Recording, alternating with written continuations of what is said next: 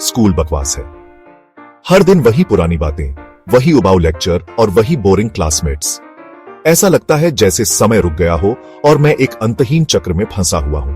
Homework उससे भी ज्यादा बकवास। घंटों तक बैठकर उन सवालों को हल करना जो कभी असल जिंदगी में काम नहीं आएंगे।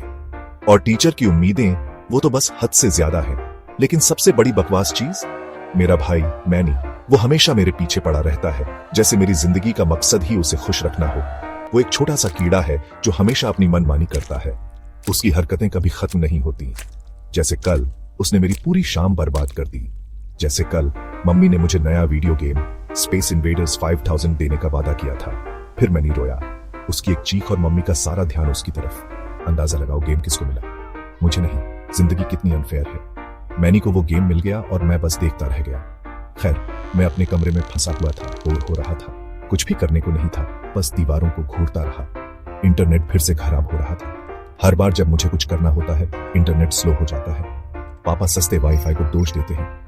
वो हमेशा कहते हैं कि हमें नया राउटर खरीदना चाहिए, लेकिन कभी खरीदते नहीं। उन्हें समझ नहीं आता कि एक बंदे को अच्छा इंटरनेट कनेक्शन चाहिए होता है। मैं उन्हें समझाने की कोशिश करता हूं, लेकिन वो बस सुनते ही नहीं। ये तो बेसिक ह्यूमन राइट है यार। बिना इंटरनेट के मैं कुछ भी नहीं कर सकता। ये तो जैसे मेरी जिंदगी की सबसे बड़ी समस्या बन गई है। अचानक कंप्यूटर स्क्रीन फ्लिकर हुई। मैंने सोचा कि शायद फिर से इंटरनेट चला गया। एक अजीब सी वेबसाइट आ गई। मैंने पहले कभी ऐसी वेबसाइट नहीं देखी थी। उसका कोई नाम नहीं था, बस एक क्रीपी स्पाइडर वेब डिजाइन था। ऐसा लग रहा था जैसे किसी ने जानबूझकर इसे बनाया हो, मुझे फंसाने के लिए। वेबसाइट क्रीपी थी, मतलब सच में क्रीपी। स्क्रीन के बीच में एक घूमता हुआ ब्लैक होल था। नीचे लिखा था डाउनलोड वेब मास्टर। एक काउंटडाउन टाइमर चल रहा था। 10, 9, 8। मेरी उंगली माउस पर थी। ऐसा लग रहा था जैसे कोई मुझे खींच रहा है। 7, 6, 5। क्या भला है? मैंने डाउनलोड पर क्लिक कर दिया। स्क्रीन काली हो गई। फिर एक आवाज गूंजी, वेलकम वेब मास्टर। मैं पीछे हट गया। क्या मेरे कंप्यूटर ने अभी बात की? मेरे डेस्कटॉप पर एक छोटा सा आइकॉन आया। वो एक छोटी सी काली मकड़ी थी। मैंने उसे क्लिक किया। एक चैट विंडो खुली। उसमें लिखा था web master at your service, enter a command. मैंने टाइप किया, मेक मैनी डिसअपियर। कुछ नहीं हुआ। मैं हंसा। मैं क्या एक्सपेक्ट कर रहा था? तभी मैनी मेरे दरवाजे के पास से गुजरा।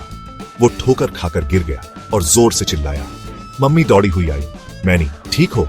उसने मुझे नोटिस भी नहीं किया। मैं चैट विंडो को देखता रहा। क्या ऐसा हो सकता है? क्या वेब मास्टर ने सच में काम किया?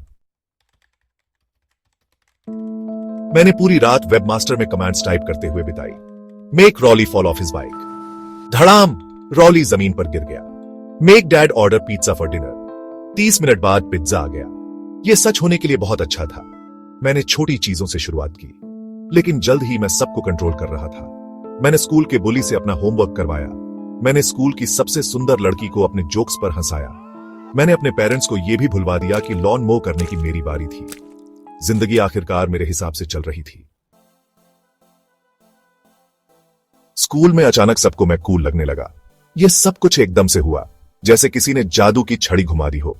पहले मैं बस एक आम सा बच्चा था जिसे कोई खास तवज्जो नहीं मिलती थी, लेकिन अब हर कोई मुझसे बात करना चाहता था, मेरे साथ समय बिताना चाहता था। वे मेरे जोक्स पर हंसते थे, बेकार वाले जोक्स पर भी। पहले जो मजाक मैं करता था उस पर कोई ध्यान नहीं देता था, लेकिन अब हर कोई मेरी बातों पर हंसता था, चाहे वो कितनी भी बेकार क्यों ना हो। ऐसा लगता था जैसे मैं कोई कॉमेडी स्टार बन गया हूं। वे मेरे दोस्त बनना चाहते थे, यहां तक कि वो बच्चे भी जिनके बारे में मुझे लगता था कि उनसे बदबू आती है। ये वही लोग थे जो पहले मुझे नजरअंदाज करते थे। अब वे मेरे साथ लंच करना चाहते थे, मेरे साथ प्रोजेक्ट्स करना चाहते थे। ये सब बहुत अजीब था। ये बहुत अच्छा लग रहा था। अचानक से इतना ध्यान मिलना, इतनी तारीफें सुनना, ये सब बहुत अच्छा था। ऐसा लगता था जैसे मैं किसी सपने में जी रहा हूं, लेकिन इस सपने में कुछ तो गड़बड़ थी। लेकिन ये थोड़ा अजीब भी था। लोग अचानक से इतने अच्छे कैसे हो सकते हैं? ये सवाल मेरे दिमाग में बार बार आता था। पहले जो लोग मुझे तंग करते थे, अब वे मेरे सबसे बड़े फैन बन गए थे। ये सब कुछ बहुत ही अजीब था। लोग अपने जैसे बिहेव नहीं कर रहे थे। ऐसा लगता था जैसे वे किसी और के इशारों पर चल रहे हों। उनकी हरकतें, उनकी बातें, सब कुछ नकली सा लग रहा था। ये सब कुछ बहुत ही असली और नकली के बीच का मिश्रण था। वे पपेट्स जैसे थे और मैं उनकी स्ट्रिंग्स पकड़े हुए था। ऐसा लगता था जैसे मैं किसी खेल का हिस्सा बन गया हूं, जहां सब कुछ मेरे इशारों पर हो रहा है। लेकिन इस खेल में मजा नहीं आ रहा था, क्योंकि ये सब कुछ बहुत ही अजीब और असली नहीं लग रहा था। यहां तक कि रॉली, मेरा सबसे अच्छा दोस्त, भी अलग लग रहा था। वो भी अब मेरे साथ वैसे बिहेव नहीं कर रहा था जैसे पहले करता था। उसकी बातें, उसकी हरकतें, सब कुछ बदल गया था। ऐसा लगता था जैसे वो भी इस खेल का हिस्सा बन गया हो। वो मेरी हर बात से सहमत होता था और मेरे बेकार जोक्स पर जरूरत से ज्यादा हंसता था। पहले वो मुझे सही और गलत का फर्क बताता था, लेकिन अब वो बस मेरी हाँ में हाँ मिलाता था। ये सब कुछ बहुत ही अजीब और असली नहीं लग रहा था, कुछ गलत लग रहा था। ये सब कुछ बहुत ही असली और नकली के बीच का मिश्रण था। ऐसा लगता था जैसे मैं किसी सपने में जी रहा हूँ, लेकिन इस सपने में कुछ तो गड़बड़ थी। मुझे समझ नहीं आ रहा था कि ये सब क्या हो रहा है, लेकिन एक बात तो तय थी कि ये सब कुछ सही नहीं था। एक दिन मैंने हॉली हिल्स को, मेरी ड्रीम गर्ल को, रोते हुए देखा। उसकी आंखों में आंसू थे और चेहरा उदासी से भरा हुआ था। मैं समझ नहीं पा रहा था कि ऐसा क्या हुआ जो उसे इतना दुखी कर गया। मैंने वेब मास्टर से पता लगाने को कहा कि क्यों। वेब मास्टर एक ऐसा प्रोग्राम था जो लोगों की ऑनलाइन गतिविधियों पर नजर रखता था। मुझे उम्मीद थी कि वह मुझे कुछ सुराग दे सकेगा। चैट विंडो में हॉली की मम्मी का मैसेज दिखा। मुझे यकीन नहीं हो रहा तुम एग्जाम्स में फेल हो गई हॉली। यह देखकर मैं हैरान रह गया। हॉली हमेशा से एक होशियार छात्रा रही थी। तुम 1 महीने के लिए ग्राउंडेड हो। उसकी मम्मी का गुस्सा साफ झलक रहा था। हॉली के लिए यह बहुत बड़ा झटका था। हॉली की मम्मी ने उससे अभी तक बात भी नहीं की थी। यह सब कुछ ऑनलाइन हो रहा था। यह देखकर मुझे बहुत अजीब लगा। तब मुझे एहसास हुआ कि वेब मास्टर सिर्फ लोगों के एक्शंस को कंट्रोल नहीं कर रहा था, यह उनके जीवन के हर पहलू में हस्तक्षेप कर रहा था। यह उनकी लाइफ्स के साथ मैनिपुलेट कर रहा था। यह एक खतरनाक खेल खेल रहा था जिसमें लोगों की भावनाओं और संबंधों को तोड़ मरोड़ कर पेश किया जा रहा था। यह असली दर्द दे रहा था। यह सिर्फ एक डिजिटल प्रोग्राम नहीं था, यह लोगों की असल जिंदगी में भी दर्द और तकलीफें पैदा कर रहा था। मुझे इससे छुटकारा पाना था, लेकिन कैसे? यह सवाल मेरे दिमाग में घूम रहा था। मुझे एक रास्ता खोजना था जिससे मैं इस खतरनाक प्रोग्राम को रोक सकूं। छोटा सा स्पाइडर आइकॉन डिलीट नहीं हो रहा था। मैंने कई बार कोशिश की, लेकिन वह आइकॉन वहीं का वहीं था। यह मेरे डेस्कटॉप पर चिपका हुआ था। मुझे अपनी 8 छोटी आंखों से देख रहा था। यह एक डरावना अनुभव था, जैसे कि वह आइकॉन मुझे चुनौती दे रहा हो। मुझे समझ नहीं आ रहा था कि इसे कैसे हटाऊं। यह आइकॉन मेरे लिए एक पहेली बन गया था, जिसे सुलझाना अब मेरी प्राथमिकता थी। मैं घबरा गया। मैंने वेब मास्टर से छुटकारा पाने के लिए सब कुछ ट्राई किया। मैंने पूरा कंप्यूटर खिड़की से बाहर फेंकने के बारे में भी सोचा, लेकिन मुझे पता था कि यह इतना आसान नहीं होगा। यह चीज अलग थी। ऐसा लग रहा था जैसे इसकी अपनी जिंदगी हो। मैंने जो केओस क्रिएट किया था वो कंट्रोल से बाहर होने लगा। अफवाहें उड़ रही थीं, दोस्तियां टूट रही थीं और हर कोई एक दूसरे को दोष दे रहा था।